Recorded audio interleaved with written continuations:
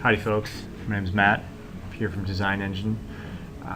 We teach classes in 3D CAD in design, specifically for industrial designers and engineers.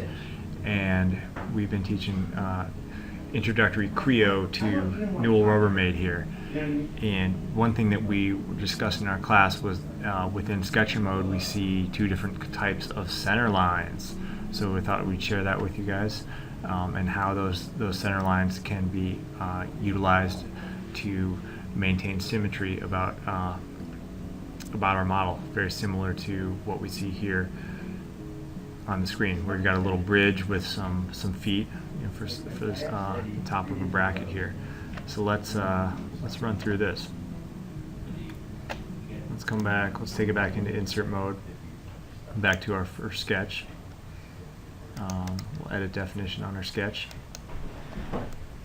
and we see that this was built with it's built in half initially. So if we're gonna try and evoke symmetry within Sketcher mode, we've got a couple different options. My name is Corey Barnes. I am an industrial designer at Newell Rubbermaid, specifically Rubbermaid commercial products. Comparing my course here at Design Engine to another class I had taken actually after I graduated, I think it was, I think honestly it was a lot better than a previous class I had had. The environment itself is just very relaxed, it's super comfortable, so it's not like you're in some sterile environment or whatever for 8 hours a day. The people here were all super nice. It wasn't just one guy. It was more people kind of coming in, offering their expertise. And the class itself was just very thorough. Again, it's a lot of material to go over in 5 days, and I think, they hit it spot on. I think it was all very easy to understand. They taught it in a way that was easy to understand, so it was a really, really good experience. It definitely was a fantastic class, 5 days long, very intense, went through a lot of material in 5 days, but I think the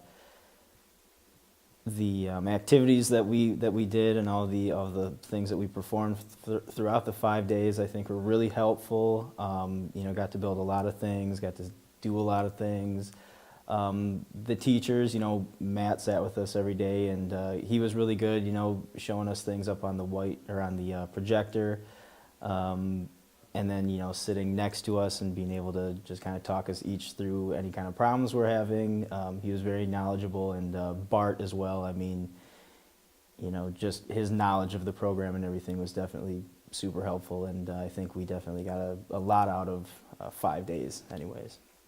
I guess one of the biggest things is creating relationships between just about everything in the drawing, and then relationships between the model itself and the space around it. So again, you're always able to quickly make changes down the road. Another thing we talked about a lot was a standard of modeling, and again, it goes back to just making the model robust enough so that by the time it goes from a designer to an engineer, or even vice versa, everyone is kind of in the same playing field, and everyone is able to manipulate the model how they would want to. Biggest takeaway from the class, I think honestly, is the knowledge of the software. They teach a very good design philosophy while using the program. So you're not just modeling to make a model. You're thinking about further down the line when changes need to be made and whatnot. You've kind of already thought ahead, so the changes will be easily made in the future. But yeah, I think their knowledge of the modeling that they've passed along, as well as that kind of information, was a huge takeaway.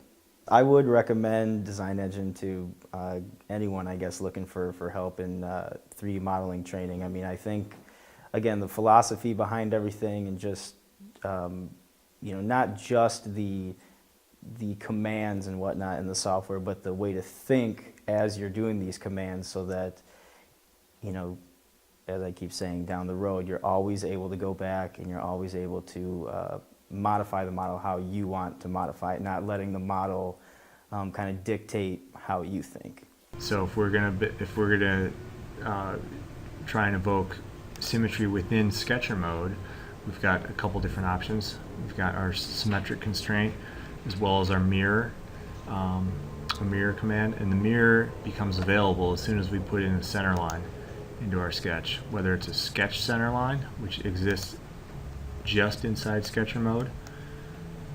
Now mirror is available, or let's do a Control Z, we'll undo placement of that center line, whether we put in a datum center line as well. Datum center line is available to us outside of sketcher mode. So if we check out, and we should see if our based on our display settings, make sure our axes are on. You should see this nice center line running right here down through sketcher mode. There, let's take it back to, let's extrude that, and it would be able to mirror that. Would be able to mirror about that center line. So to reiterate, let's go back into our sketch, edit definition.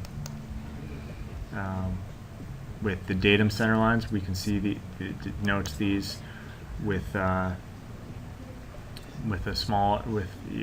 little bit smaller hash mark, and our sketch center lines, they're denoted with, you know, by being purple, you know, but a similar hash mark that we see in there. So with that newfound knowledge, feel free to check out designengine.com.